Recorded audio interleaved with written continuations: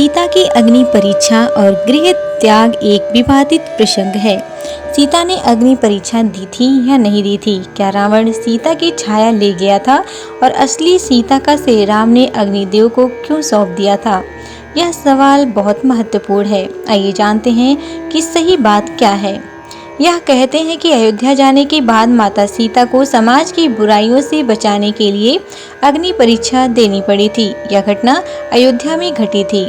यह भी कहा जाता है कि प्रभु राम ने रावण हरण के पूर्व ही सीता को अग्नि को सौंप दिया था। रावण जिस सीता का हरण करके ले गया था वह सीता माता की छाया थी।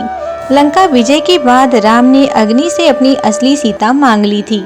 यह घटना लंका में घटित हुई थी। राम जब सीता को रावण के पास से छुड़वाकर अयोध्या ले आए तो उनके राज्याभिषेक के कुछ समय बाद मंत्रियों और दुर्मुख नामक एक गुप्तचर के मुंह से राम ने जाना कि प्रजाजन सीता की पवित्रता के विषय में संदिग्ध है। अतः सीता और राम को लेकर अनेक मनमानी बातें बताई जा रही हैं। उस वक्त सीता गर्भवती थी। राम और अन्य से सीता से कहा कि समाज में बातें बनाई जा रही हैं।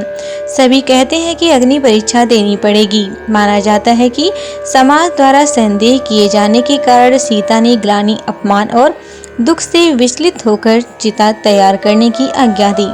सीता ने यह कहा, यद्यपि मन, वचन और कर्म से मैंने सदैव राम को ही स्मरण किया है तथा रावण जिस शरीर को उठाकर ले गया था वह अवश्य था। तब अग्निदेव मेरी रक्षा करें। और फिर सीता माता ने जलती हुई चिता में प्रवेश किया। अग्निदेव ने प्रत्यक्ष रूप धारण करके सीता को गोद में उठाकर राम के सम्मुख प्रस्तुत करते हुए कहा कि वे हर प्रकार से पवित्र हैं। इस अग्नि परीक्षा के बाद भी जन समुदाय में तरह तरह की बातें बनाई जाने लगीं। जब राम के समक्ष फिर से धर्म संकट उत्पन्न हो गया, यह भी कहा जाता है कि उन्होंने अग्नि परीक्षा दी थी, लेकिन राम ने सीता का त्याग नहीं किया था। जिस सीता के बिना राम एक पल भी नहीं रह सकते थे और जिसके लिए उन्होंने सबसे बड़ा युद्ध लड़ा, उसे वे किस व्यक्ति और समाज के कहने पर क्यों छोड़ सकते हैं? सीता जब गर्भवती थी तब उन्होंने एक दिन राम से एक बार तपोवन घूमने की इच्छा व्यक्त की, किंतु राम ने वंश को कलंक से बचाने के लिए लक्ष्मण से कहा कि वो सीता को तपोवन में छोड़ आएं। हालांकि कुछ जगह उल्लेख है कि श्री राम का सम्मान उनकी प्रजा के बीच बना रहे, इसके लिए उन्होंने अयोध्या का महल छोड़ दिया और वन में जाकर वे वाल्मीकि आश्रम में रहने लगी। वे गर्भवती थी और इसी अवस्था में उन्होंने अपना घर छोड़ा था। वाल्मीकि आश्रम से सीता ने लव और कुश नामक 2 जुड़वा बच्चों को जन्म दिया। विपिन किशोर सिन्हा ने एक छोटी शोध पुस्तक लिखी है जिसका नाम है राम ने सीता पर त्याग कभी नहीं किया। यह किताब संस्कृत शोध एवं प्रकाशन वाराणसी ने प्रकाशित की है। इस किताब में वे सारे तथ्य मौजूद हैं जो बताते हैं कि राम ने कभी सीता का परित्याग नहीं किया।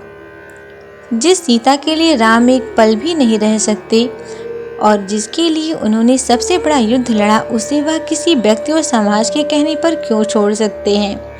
अब सवाल यह भी उठता है कि रामायण और रामचरितमानस में तो ऐसा ही लिखा है कि राम ने सीता को कलंक से बचाने के लिए छोड़ दिया था। दरअसल शोधकर्ता मानते हैं कि रामायण का उत्तरकांड कभी वाल्मीकि ने लिखा ही नहीं, जिसमें सीता परित्याग की बात कही गई है। लेखक के शोधानुसार वाल्मीकि रामायण ही राम पर लिखा गया पहला ग्रंथ है, जो निश्चित रूप से बौद्ध धर्म के अभ्युदय के पूर्व लिखा गया था। यह समस्त विकृतियों से अछूत था। रामायण युद्धकांड के बाद समाप्त हो जाती है। इसमें केवल 6 ही कांड थे, लेकिन बाद में मूल रामायण के साथ बौद्ध काल में छेड़खानी की गई और कई श्लोकों के पाठों में भेद किया गया और बाद में रामायण को नए स्वरूप में उत्तरकांड को जोड़कर प्रस्तुत किया गया। ऐसा भी कहा जाता है कि बौद्ध और जैन धर्म के अभ्युदय काल में नए धर्मों की प्रतिष्ठा और श्रेष्ठता को प्रतिपादित करने के लिए हिंदुओं के कई धर्म ग्रंथों के इसी तरह का हेरफेर किया गया। इसी के चलते रामायण में भी कई विसंगतियां जोड़ दी गईं। बाद में इन विसंगतियों का ही अनुसरण किया गया। कालिदास, भवभूति जैसे कवि सहित अनेक भाषाओं के रचनाकारों सहित रामचरितमानस के रचयिता ने भी भ्रमित होकर उत्तरकांड को लव कुश कांड के नाम से लिखा। इस तरह राम की बदनामी का विस्तार हुआ।